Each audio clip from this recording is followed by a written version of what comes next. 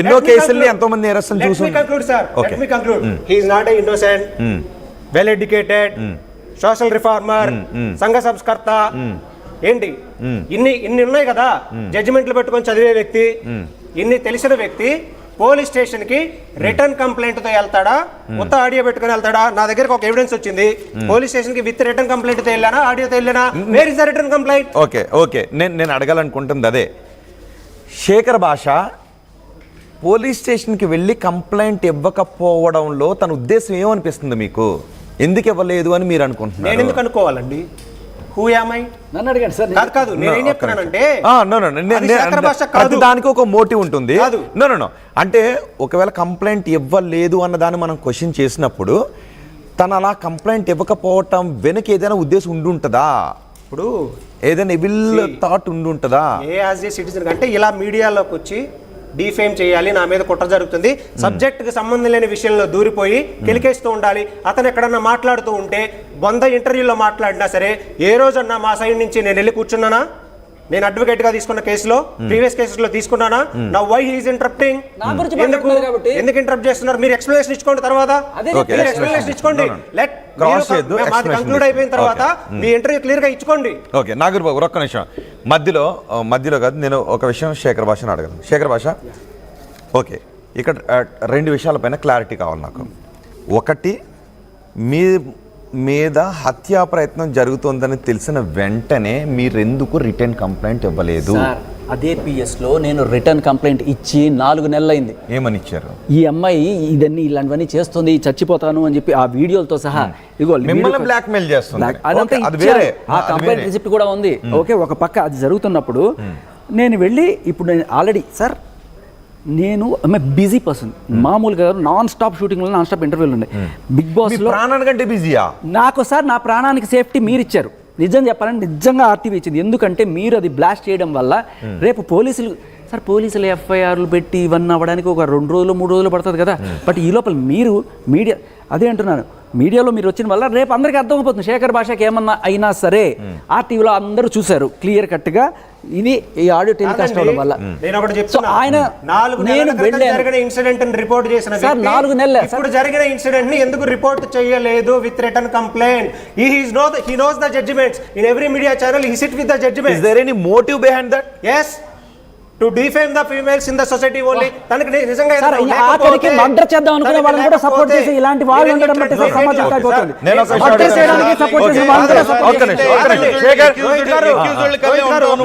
తెల్లారి లెగిస్తే అక్యూజ్డ్ కల్లే ఉంటావు, ఒక్క రోజు విక్టిమ్ కల్లే ఉన్నావు. ఒక్క నిమిషం హర్ష సాయి కేసులో కూడా అంతే, ఎప్పుడు అక్యూజ్డ్ సబ్జెక్ట్ డిబేట్ అవుతుంది. సబ్జెక్ట్ డిబేట్ అవుతుంది. ఒక్క నిమిషం ఆగండి.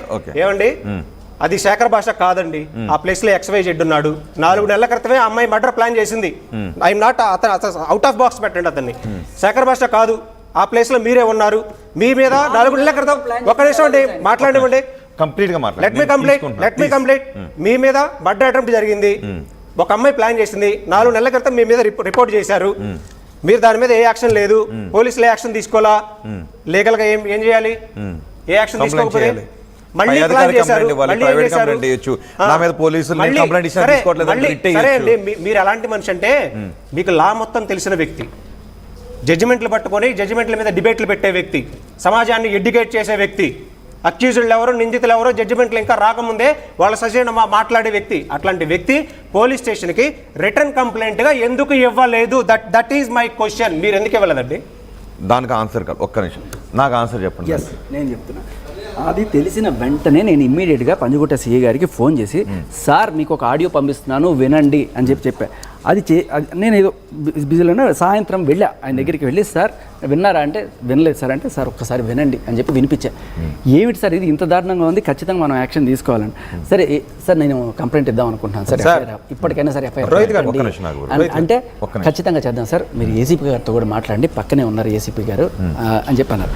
సో ఏసీపీ గారు అంటే బేసికలీ మేబీ వాళ్ళ ఇది తెలియదు, మగాళ్ళు ఆడవాళ్ళ మీద పెట్టాలంటే రేట్ అవుతుంది. మీరు ఆడియో ఈ ఛానల్ అడిగినప్పుడు నేను చెప్తున్నాను కదా సార్, నిన్న కాక మొన్న అంటే ఎప్పుడు తెలిసింది ఈ విషయం? మొన్న తెలిసింది కదా.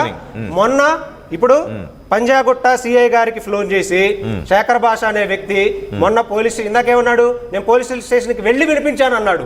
ఇప్పుడు కాల్ చేశాను అంటున్నాడు. ఇప్పుడు వాట్సాప్ లో పంపించాను. ఇక్కడ మూడు వర్షన్స్ మీకు వచ్చినాయా రాలేదా? 3 వర్షన్స్ వచ్చినాయా రాలేదా? కాదు, అవును అవును 3 వర్షన్స్ మీకు వచ్చినాయా రాలేదా? క్లియర్ గా Agree. చూడండి, ఇది పంజగుట్ట పిఏ. ఓకే, నేను పంపించాను. ఎప్పుడు మీరు డేట్ చెప్పండి ఆయనకి, ఎప్పుడు పంపించాను చెప్పండి. Monday yeah. ఓకే, ఇదేంటి అదే కాల్, ఇదే మన చంపేస్తానని చెప్పి Okay, yeah. ఒకసారి కాదు, చంపేసే అంత కోపం లక్ష్మీ పడాలపైన మీకు ఎందుకుంది? కొట్టి కొట్టి కొట్టి పాముని చంపి శ్మశానంలో పడేసినట్టు అనే రోహిత్ గారు, రోహిత్ గారు, ఇదిగోండి. లక్ష్మీ పడాల అనే అమ్మాయి ఇతన్ని చంపాలనుకుంటే, లావణ్య చంపాలి అనుకుంటే దయచేసి వాళ్ళని తీసుకెళ్లి అరెస్ట్ చేయండి.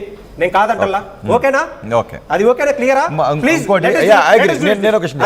కంప్లైంట్ మీ పైన జరిగిన హత్యా కుట్రని ఖండిస్తున్నానని చెప్తున్నారు ఆయన. Good, thank you. నేను అరెస్ట్ చేయండి, కానీ సబ్జెక్ట్ డివైడ్ చేయదు. నేను ఇవ్వలేదు, చేయలేదు అంటారు కదా, ఇదిగోండి. నాకు ఒకటి, మేము ఆ రోజు ఆ అమ్మాయి 30వ తారీఖున పోలీస్ స్టేషన్ కాల్ చేసింది 100కి. డైరెక్ట్ గా మహంతి గారికి వాట్సాప్ లో మెసేజ్లు పెట్టింది, నా మీద ఇలా జరుగుతుంది, వీళ్ళు వచ్చారు అని.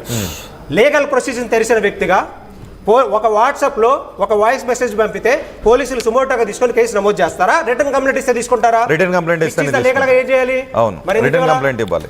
సో నేను ప్రీ ఫిక్స్డ్ గా ఉండే షూటింగ్ లో పొద్దున 6 గంటలకు పోతే రాత్రి 12 గంటలకు నేను వచ్చేటప్పుడు. ఇంకొకటి కూడా చెప్తున్నాను, ఆగండి సార్, నాకు కూతురికి బాలేదు ఇంట్లో. కాదు శేఖర్ భాష గారు, మీరు వెళ్ళి రిటర్న్ కంప్లైంట్ ఇచ్చారండి. ఇస్తామండి, మీ దాంట్లో ఎందుకు దొరుకుతున్నారు? నా ఫోటో పెట్టి నా అవి పెట్టి ఈడియట్స్ అని పెట్టుకుంటా, ప్రజలందరూ ఆడియోలు పెట్టుకుంటా తిరుగుతున్నారు. మేము రాలా ఏ రోజు కూడా. అయ్యో, మేము ఏ రోజు అమ్మాయిల ఆడియోలు ప్రజల్లోకి ఇచ్చింది ఎవరు సార్? అమ్మాయిల ఆడియోలు మీడియా అందరిలో సర్క్యులేట్ చేస్తుంది లావణ్య కాదా? అమ్మాయిల న్యూడ్ వీడియోలన్నీ మీడియాలో అన్ని సర్క్యులేట్ అవుతుంటే లావణ్య కాదా? నేను ఏ రోజు కూడా అమ్మాయిల న్యూడ్ వీడియో పెట్టాలా?